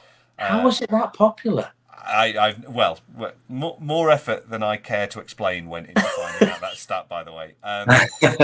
The song that knocks it off the top spot, Wigfield's Saturday Night, is the second biggest selling song of 1994. Baby Come Back by Pat O'Banton and I Swear by All For One are joined in the top 10 songs of the year by Stone Cold Christmas classics, All I Want For Christmas Is You by Mariah Carey and E17's Stay Another Day. Manchester United's 1994 FA Cup final song, again the successful one from the previous season, proves to be a hit and is the 11th top selling single of the year. Any movies or cassette tapes you were both wearing out of those? I mean, we've already ascertained that Fran wasn't listening to Wet Wet Wet. Mrs. Doubtfire, what a movie, eh? Yes, yeah, very good film. I watched it again recently. The older I'm getting, the more I'm liking older women, obviously, and Robin Williams really very attractive. Fran, there's your scoop, Carl, for this episode. I wish I could feign surprise. Yeah. Just, I don't know, like just that you reading out what was in the charts and that, it wasn't a great year for music by the sounds of it, was it? But like, Love Is All Around? Are you saying like it's still in the chart? What was it, 40 odd weeks later? Who gets to like 40 weeks in and goes, you know what? I haven't bought that record yet. Who's buying it then? I think they actually take it off sale pretty much. I think they just sell. I think they take it off production. But you know, it was famously the song that kind of polluted the airways for a very, very long time. So I absolutely agree with what you're saying. It's not exactly a grower, is it? Do you know what I mean? Someone 40 weeks later goes, oh, do you know what? I actually quite like that now. But this I think this needs some context, because at the moment, Mr. Brightside has been in the UK charts for a ridiculous amount of time. It's in the top 100. This is down to streaming. It's on so many people's playlists and different things, and it's a classic song. People at this stage, just for any younger listeners, people have to physically walk into a shop and purchase this and physically walk out with it. And I was actually looking at the top 100, and it kind of drops to 84, then 92. And you go to the following week, think it's dropped out. No, it's gone back up to 82. What happened that week? Probably the VHS release of Only Fools and Horses. 4 Weddings and a Funeral. Oh, never mind. It's Only Fools and Horses. Yeah, we all remember that famous episode of Only Fools and Horses where Wet Wet Wet came on and Emerson Boyce. Yeah, Marty Pello falling through the hatch in the pub. Uncle Philippe Albert. Yeah, we did Only Fools and Horses 11. Some of the notable things that happened during this season: George Foreman becomes the oldest heavyweight champion in history, putting his longevity down to a mysterious new lean grilling machine he should probably patent. He'd sell loads of them. Sony released the PlayStation in Japan. Fred West is remanded in custody on suspicion of murdering 12 people along with his wife Rosemary. Serial killer Jeffrey Dahmer was beaten to death in prison by a fellow inmate. Spoiler alert. And the National Lottery is launched in the UK. The Premier League's total attendance for this season was 11.2 million people. That's 11.2 million people walking through the turnstiles. That's the highest in the top flight since 1980-81, suggesting the rise in popularity of the domestic game was in full flow, despite the choice of games available from the comfort of your living room. Having said that, 1.91 million people bought Love Is All Around, so I don't know.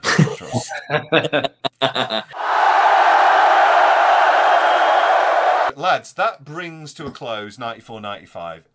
We would like to play with you a little game. You're going to go head to head here. The prize is precisely nothing other than the respect of your fellow peers, but let's see it as a rematch of that opening day victory for Nottingham Forest against Ipswich. Who knows how the season may have gone had the victory gone the other way. We may have been talking about Ipswich Town's third place finish. So the game is called... I'm trying to say it's like a sliding doors moment. Sliding doors. And this is Tony's chance to put it right, or Fran, for you to defend this season that means so much to you. So it's called Play Your Apps Right. And what I'm going to do is we're going to go through 11 Premier League players. And in a higher or lower format, you are both going to tell me whether the player that I mention is higher or lower in Premier League appearances than the preceding player. All will become clear. You're going to go head to head, and whoever has control of the board and gets the answer correctly on the 11th player wins the game. But do note that if you're the 11th player, as has happened a couple of times, and you get it wrong, you will hand the win to your opponent. This is Premier League appearances only. This is not top flight appearances. So you're gonna take a guess. You're both going to take a stab at our first player. There's a bit of a theme running through it, as you'll see. Our first player, there's not too many cowards who have played in the Premier League during the last 30 years. But there is a Francis Jeffers, which is as close as we could get to your name. So, Fox in the box. The fox in the box. You can start us off. How many Premier League appearances do you think Franny Jeffers made? Okay. Well, I'm never good at these kind of guessing games, but I'm gonna make a punt. I reckon probably 104. Okay, Fran, that's your answer, 104. Tony, how many would you say? I reckon it's quite a few more, because he was at Arsenal, wasn't he? He didn't make a huge amount of appearances at Arsenal, but he was at Everton as well. I think he made more for them. Maybe he was somewhere else as well. I'm going to say around about 200. So, Fran, you are closest. 117 appearances for Everton, Arsenal. He was loaned back to Everton, then Charlton and Blackburn. He scored 25 goals in that period. So, Fran, on our first play, that means you have control of the board. You can go first. You might run all the way through the 11th. You might want to make Tony go first and allow him to clear the path for you. They do get a bit trickier as we go through. Do you want to go first or second, Fran? I'll go first, then. You'll go first. Okay, so we started with Franny Jeffers with 117. Our next player, is he higher or lower? Tony Yeboah. Lower. Lower. 47 appearances for Leeds, scoring 24 goals between 1994 and 1997, most of them via the crossbar, while also winning 2 Player of the Month awards in March and September 1995. So Tony Yeboah's 47, Fran. Next, it's Herman Hreidarsson. Oh, higher. Higher, quite a bit higher. 332 appearances for Palace, Wimbledon, Ipswich, Charlton and Portsmouth. You're on a roll, Fran. Most relegated player, I think, in Premier League history. Really? Yeah. He did have 1 or 2 of those on his CV. CV. 6. So Herman Hreidarsson's 332 appearances. Next, Fran, it's Francis Benali. Is Francis Benali higher or lower than Herman Hreidarsson? Lower. Lower, 243 appearances, all for Southampton. He scored once against Leicester in that time in 1997. He would have been a one-club man had it not been for a loan spell in his twilight years at Forest and a couple of seasons at Eastleigh. So, Franny Benali's 243. Joey Barton next. Is Joey Barton higher or lower? Oh, I'm going to say lower. Fran, Joey Barton is higher, 269 appearances. Just under half of those came at Manchester City before moving to Newcastle and then being infamously sent off for QPR in one of the Premier League's most iconic games before Aguero did the rest. So, Tony, control of the board passes to you for the first time. Joey Barton's 269 appearances. Our next player is Carl Jenkinson. Is he higher or lower? Carl Jenkinson of Charlton fame. Yeah. I only remember him playing for Charlton. I can't. This is going to be one of those trick ones, isn't it? But I can't imagine he's got more Premier League appearances than Joey Barton. So I'm going to say lower. You are correct to say lower. 93 appearances, none of them in the Premier League actually for Charlton, although Arsenal did sign him from Charlton. He went to West Ham as well, so he played in the Premier League between 2011 and 2019. He also had spells at Birmingham and Forest outside the top flight. He's now playing in the A-League for Newcastle Jets. So Tony, Carl Jenkinson's 93 appearances. Is our next player higher or lower? Mike Newell, not the fantastic comedian who we're definitely getting on this show at some point. Mike Newell, is he higher or lower than Carl Jenkinson's 93? That's an interesting one, because he was a mainstay of Blackburn's attack when they first got promoted. And then did he go somewhere else? I'm going to risk that he didn't play a huge amount of Premier League games. I'm going to say lower.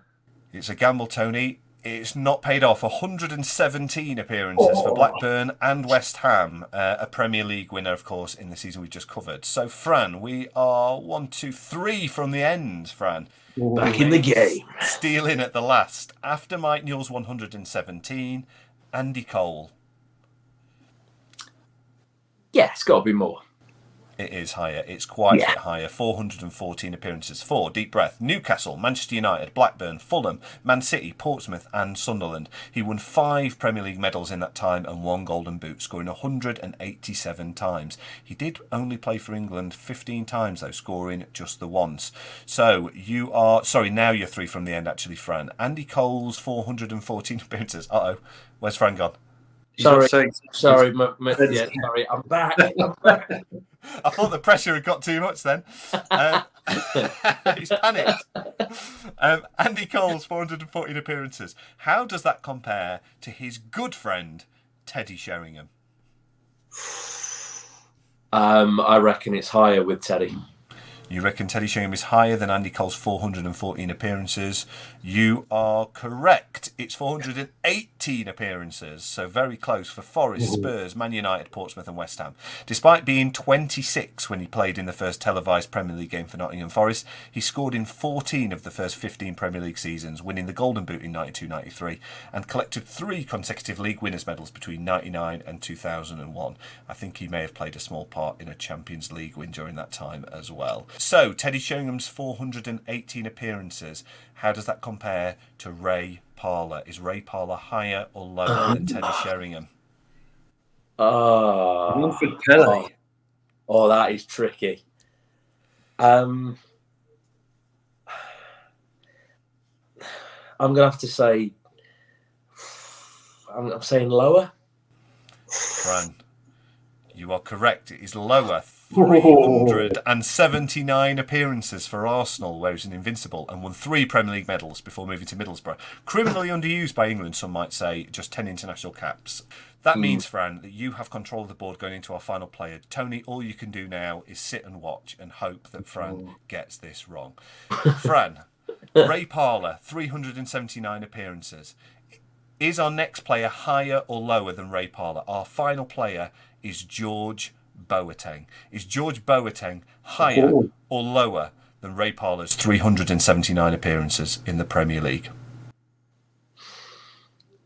This is such a good game. I'm going to say lower. You're going to say lower. Tony, what would you have gone for, just out of interest? I think I'd agree with Fran. I'd have gone lower as well. Tony, it's a good job. You're not in the hot seat. George Boateng is higher, 384 appearances. I'm as surprised as you are. Coventry City, Aston Villa, Middlesbrough and Hull. He played across 13 seasons in the Premier League between 1996 and 2010. Tony. Did I actually get any questions right? I think I got one. I think you got a few right along the way, but that's the beauty of the game, Tony. I've got almost everything right and then just choked it to death. I win by default. The sweetest kind of win. It's been an absolute pleasure reliving 94-95 with you. Fran, let's start with you. Where can people find you on social medias and stuff? Tell us more. You can follow me on Twitter at Francis Jenking. That's the CIS, not the CES. That's the female version. Just because people sometimes they get confused with these things, give us a follow on that. I don't really use a lot of social media, but I kind of pop on there and retweet lots of football things and comedy things and give my own stupid opinion every now and again. So there you go. Thank you. Nice. And Tony, you are we're allowed to say this, you are a very prolific joke writer on the comedy circuit and online. Where can people find you? Best place is probably Twitter at the moment, and until it completely implodes under its new overlord. So yeah, Twitter at Tony Cowards. Otherwise, yeah, try and find me on whatever becomes the latest thing that everyone uses: Mastodon or Mammoth or Dinosaur. Mastodon. Are we all going back to MySpace now? I don't know. Look on Bebo. It may have come back round by the time I've released this podcast. Yeah, just Tony Cowards, usually on most social media things that I use. Look me up on there. Thank you both so much, lads. Really enjoyed that. And if you've enjoyed this podcast, please give us a follow, give us a rating, tell all your friends about it, drop it in your WhatsApp groups. So that was Fran and Tony. What a season 94-95 was. In my opinion, a really, really brilliant breakthrough season for the Premier League. There was the thrilling finale. There was the underdog story with Blackburn Rovers. There's great characters on and off the field. A brilliant season of Premier League football. And really, at this point, I think the Premier League as a product, if that doesn't make anyone feel too gross describing it as that, I think it's really beginning to find its feet. We're beginning to see what will become this league that is sold all around the world and is loved by fans across the globe. I think 94-95 is a season where it really puts a stamp on what it's going to become. I loved the story that Tony had about the 9-0 and the text message updates. Who remembers that this is even a thing? It's incredible. 12p text messages and paying for ringtones and club call. All of these things are now apps. It's unbelievable. If you've no idea what I'm talking about, you literally don't know you're born. What a world we lived in at that time to enjoy our football, seeing everything on teletext and club call and text message updates. Tony, by the way, actually was enjoying the show so much, and we had such a long recording for this, he completely forgot to take his car to the garage that morning. He realised about halfway through the recording. So, you know, I still don't know if he's got his MOT sorted out. Let's hope so. He does a lot of miles as a comedian. Your votes are in and have been counted for the greatest Premier League Angolan. Let me tell you, Minucho got off to a flying start and was well ahead. And then there was a little bit of a fight back from Helder Costa. But in the end, Minucho was your top Angolan with 56% of the vote to 41% for Helder Costa. Jordão, just the 3%, which is ironic because he did only make 3 Premier League appearances. So that is a percentage point for every 90 minutes or so he spent on the pitch. Hard luck, Jordão. Congratulations to Minucho. And you can now choose your greatest Barbadian. You heard what the guys think during the show. That will be on Twitter. I have a feeling Emerson Boyce is going to be popular. The Wigan fans came out in force for Paul Scharner a few weeks ago for the greatest Austrian, and I reckon Emerson Boyce is still pretty popular in those parts. But you might think otherwise. It could be Goodridge, it could be Blackman, it could be Eiffel. Have your say. I'll let you know who the winner is next week. And speaking of next week, I have a deserted island matches with comedian and Swansea City fan Simon Emanuel. It's a lovely chat. Simon's a lovely guy, really funny comedian, and he tells me all about his love of the Swans, their rise up through the leagues from the brink of extinction to the Premier League and Europe and Wembley. So a brilliant, brilliant story that Swansea City have, and Simon has seen them through that entire phase. So he shares some of his favourite memories and his favourite matches as a Swansea fan of a couple of decades. Well worth tuning in for. Thank you for all the support you continue to show the podcast. I really appreciate it. Whether it's sharing it, whether it's leaving a comment, whether it's just simply hitting like, whatever you're doing, it is really, really helping. Our numbers are growing week in, week out. It is hugely, hugely appreciated. So please keep sharing it, keep reviewing it, keep helping me find new audience members. I really appreciate it. I will keep bringing you this content if we can continue to keep sharing it and finding new people. Really, really huge thanks if that's something that you've helped me out with in recent weeks. But that's it for this week. 94-95. We put it to rest. 95-96 will be coming in a few weeks' time. Simon Emmanuel joins me next week to discuss his deserted island matches. I'll see you then. Thanks for listening to When Football Began Again. Join us again next time for another slice of Premier League nostalgia. In the meantime, subscribe, leave us a 5-star review, find us on socials, and spread the word with all your Premier League loving mates.